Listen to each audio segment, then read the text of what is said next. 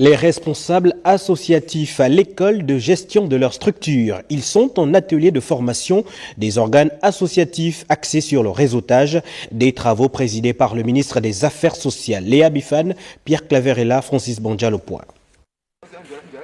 Le terrain social connaît une forme d'occupation dominée par les associations œuvrant dans l'accompagnement des personnes vulnérables. Ces structures associatives, dont l'exigence est de s'arrimer à l'évolution actuelle d'être en réseau, se conforment à la norme à travers une formation.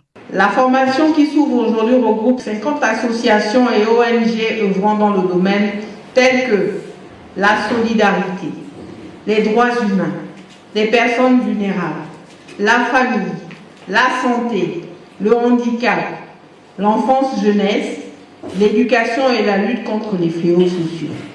C'est un potentiel qui mérite d'être valorisé, d'où l'intérêt de la présente formation.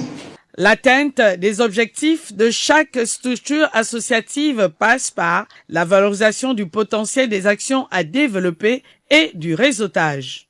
Votre engagement dans le domaine associatif est un levier de cohésion et de développement socio-économique qui matérialise la politique d'inclusion sociale du président de la transition, président de la République, chef de l'État, son Excellence le général de brigade Brice Clotaire Oligui Nguema, pour réduire inéluctablement la fracture sociale à travers les actions concrètes de proximité, en complément ou en synergie des politiques publiques. Les acteurs associatifs devraient donc saisir cette opportunité pour mieux comprendre le système des réseautages dans leur domaine. Le rôle de nos jours, les jeunes sont de plus en plus livrés aux drogues dures. Ce qui a emmené le docteur Alphonse Louma-Yuga au lycée public d'Awenje, où il a tenu une conférence sur la consommation des drogues en milieu scolaire. Et avec lui, Ingrid Bijou Mombo Bibambo, Just Njana, Rosette Clairzon est là. Conscientiser les apprenants sur les dangers liés à la consommation des drogues et ses dérivés en milieu scolaire et que l'avenir d'un pays repose sur la jeunesse, l'organisation non gouvernementale Agir pour le Gabon sur le terrain. L'activité de sensibilisation des apprenants, des jeunes élèves ici, pour leur parler de méfaits liés à la consommation de stupéfiants. Ces produits-là sont vendus aux enfants et nous connaissons toutes les conséquences. Soit des violences scolaires, soit des échecs scolaires. Des actes qui peuvent avoir des conséquences graves sur les organismes en construction de ces jeunes consommateurs. Le cerveau du jeune est en maturation jusqu'à 25 ans. Donc quand on commence à consommer de l'alcool ou des drogues jeunes, et petit à petit, on devient esclave, on développe une addiction. Et l'addiction est une maladie chronique. Les parents sont invités à doubler de vigilance. Les parents doivent être vigilants. Commencer très tôt à faire la police de la famille. Ne pas hésiter à faire la fouille au corps. Nous apprécions l'initiative et aussi, nous, comme dans tout établissement, il y a forcément ce phénomène-là ici. Donc je pense que ce serait quelque chose de bien que les élèves soient instruits. Une invite a été faite aux élèves d'être des fidèles interprètes auprès de leurs familles respectives pour stopper ce phénomène. Une remise des attestations de bonne conduite a clos ces assises. Au ministère de l'Éducation nationale, les agents de sécurité réclament le paiement de plusieurs mois de salaire. Ce matin, ils ont tenu un sitting devant les locaux du dit ministère. Une fois informé, notre rédaction a dépêché une équipe. Darius Maranga, Gérard Mindou, Driss Arlen Yamba, Chéli Manéa y étaient. Les raisons du mouvement d'humeur sont clairement définies. Des mois impayés et la non prise en compte de leur statut par la tutelle. Face à cette situation, ils expriment leur désarroi. Le ministère nous reconnaît comme les agents de sécurité en milieu scolaire. Et ça fait près de 5 ans que nous travaillons, nous ne sommes pas intégrés, nous n'avons pas de salaire, nous avons des indemnités qui s'élèvent à 150 000. Et pour recevoir cela, nous faisons voire un trimestre, voire un semestre. Aujourd'hui, nous sommes arrivés, c'est pour parler de cette situation qui ne nous honore pas. Nos revendications à ce jour, premièrement, nous donnons d'abord nos 4 mois de salaire. Qu'ils nous intègrent ou pas, nous on aimerait être payés. Et nous avons eu vent du fait qu'ils vont envoyer des nouveaux policiers nous remplacer. On ne refuse pas de partir, mais on veut être rémunéré comme tout le monde, à juste valeur. Situation certes difficile, mais la tutelle rassure. Il y a cela 2 semaines, j'ai reçu le collectif des agents de sécurité scolaire. Je leur ai fait savoir ceci, que l'éducation nationale a utilisé toutes les voies pour faire en sorte que ces derniers puissent rentrer en possession de leurs différents traitements. Le ministre nous a reçus et nous avons fait part des données techniques relatives, bien entendu, à tout ce qui a par rapport aux agents de sécurité scolaire. Dans les semaines qui suivent, ils seront bel et bien payés. Les discussions entre la tutelle et les représentants des agents de sécurité pourraient être déterminantes dans les jours à venir. Eux aussi sont en grève depuis quelques mois. Les enseignants du secteur de la formation professionnelle au Gabon, le non-paiement des vacations serait à l'origine. On en sait plus avec Jean de Dieu Goms-Gambi, Jean-Pierre Moussouami et Timboué chez Limanea. Voilà plusieurs mois que la situation des enseignants dans les différents centres de formation et d'enseignement professionnel du Gabon perdure. Ces derniers ont paralysé le fonctionnement de ces structures pour des raisons de grève générale illimitée. Nous avons fait une autopsie dans les centres de formation et ils resteront toujours le même point de vue, c'est-à-dire que les budgets alloués à ces centres de formation classiques sont insuffisants, parce que ces budgets ne tiennent plus compte des réalités actuelles. La plupart des formateurs sont des vacataires et donc ça augmente le taux de vacation et en augmentant le taux de vacation, ça obère aux budgets qui sont affectés dans ces établissements. Il y a eu 3 examens, le DTS, le BEP et le CFP. Et il y a eu le concours d'entrée en Coq et en Bengué. Ces 4 vacations n'ont pas encore été réglées par l'Agence nationale de formation et enseignement professionnel, faute d'approvisionnement au niveau du compte d'affectation spéciale. Avec l'évolution du dossier, l'indulgence de tous est souhaitée. Nous avons déjà envoyé tous les tableaux financiers au niveau du Trésor public pour demander au Trésor de pouvoir faire donc ces approvisionnements au niveau du compte d'affectation spéciale ou au niveau du compte de la direction générale pour que nous puissions régler ces vacations. Selon le directeur général, les autorités de la transition s'y attellent pour une solution idoine à cette situation.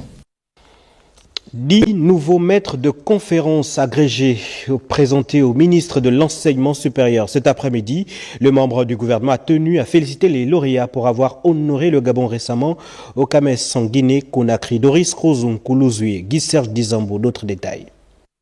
La cuvée 2024 des lauréats au concours d'agrégation de médecine CAMES sont tour à tour présentés au ministre de l'Enseignement supérieur. Une moisson satisfaisante pour le patron de la communauté universitaire et scientifique du Gabon. Nous avons tenu à les féliciter. Nous avons surtout tenu à leur dire que nous devons remercier le président de la République, chef de l'État, qui s'est investi personnellement. Parce que, informé des difficultés que nous rencontrons parfois dans la préparation de nos collègues au concours d'agrégation, il s'est investi personnellement en mettant à disposition les moyens nécessaires. Désormais, enseignants de rang A, ces porte-étendards du savoir de la médecine gabonaise se réjouissent du déroulement du dit concours. Ça a été un honneur à ceux qui ont eu confiance en nous, chacun dans sa spécialité, et de pouvoir faire honneur au pays, même si certains d'entre nous, malheureusement, n'ont pas pu aller jusqu'au bout de ce concours. Plus que satisfait, parce que nous venons encore d'accueillir 10 nouveaux enseignants. 10 candidats sur les 16 présentés par le Gabon ont décroché le précieux sésame en se démarquant dans leur domaine. Il s'agit bien d'hommes et de femmes au fait des dernières avancées médicales dans leurs disciplines respectives. Le ministère de l'Éducation nationale vient d'organiser une conférence qui vise à moderniser les écoles nationales supérieures au Gabon. Les objectifs déclinés dans ce reportage signé Darius Maranga, Gérard Mindou, Driss Arlin Yamba chez Limanea. La présente séance de travail est dédiée à la réorganisation de nos écoles de formation. Un sujet fondamental pour le développement de notre système éducatif. L'administration centrale du ministère de l'Éducation nationale a dévoilé un plan de réforme destiné à moderniser les écoles normales supérieures. Lors de cette conférence, les responsables ont présenté les grandes lignes de ces changements qui visent à améliorer la qualité de l'enseignement. Cette rencontre fait suite aux instructions de Madame la ministre notamment sur la mise en place d'un vrai référentiel de compétences qui va, n'est-ce pas, permettre aux enseignants, aux futurs enseignants de l'école normale supérieure de sortir de là avec un métier, donc des vrais professionnels. Nous avons mis en place 3 commissions, donc il faut réorganiser les filières pour que nous soyons en adéquation avec le terrain. 3 ateliers de réflexion ont ponctué cette rencontre. Les partenaires sociaux ont salué cette initiative. Nous nous sommes retrouvés aujourd'hui avec la tutelle pour essayer de regarder ensemble quel est l'apport que nous pouvons, chacun d'entre nous, pouvait apporter. Moi, je suis dans le cadre de la réflexion sur la réorganisation des filières de formation à l'école normale supérieure. Le ministère s'engage à travailler de manière inclusive, impliquant toutes les parties prenantes dans l'exécution de ce programme. Souvenez-vous, le 19 septembre dernier, le campus universitaire ouvrait ses portes aux étudiants, longtemps resté fermé pour des travaux d'aménagement. Eh bien, le Centre national des œuvres universitaires est toujours à pied d'œuvre. Ce matin d'ailleurs, le CNU est allé s'enquérir de la fin des travaux d'électricité en présence d'Alphane Domi Moussavou et Guy Serge Dizambo. L'ouverture de ce transformateur marque la fin des délestages au sein de l'université Omar Bongo. Après plusieurs mois de travaux financés par le Centre des œuvres universitaires, étudiants et corps professoral pourront désormais respectivement apprendre et travailler dans des meilleures conditions. Les résidences universitaires sont ouvertes et nous avons effectué les travaux liés à l'alimentation en électricité, en eau. Et nous avons également réhabilité la buanderie. Et il y a une deuxième buanderie qui est en train d'être réhabilitée pour permettre dans quelques semaines la réouverture du pavillon D. Auparavant, il y avait des problèmes d'électricité, les câbles étaient sous-dimensionnés, ça ne respectait pas les normes de distribution électrique. Avec les travaux qu'on a réalisés, on a repris l'alimentation du pavillon B également, la maison de l'étudiant. Et aujourd'hui, les étudiants sont logés en toute sécurité. Aussi, le CNU n'a pas manqué de pallier le problème de restauration et d'adduction d'eau, ce qui réjouit la communauté estudiantine.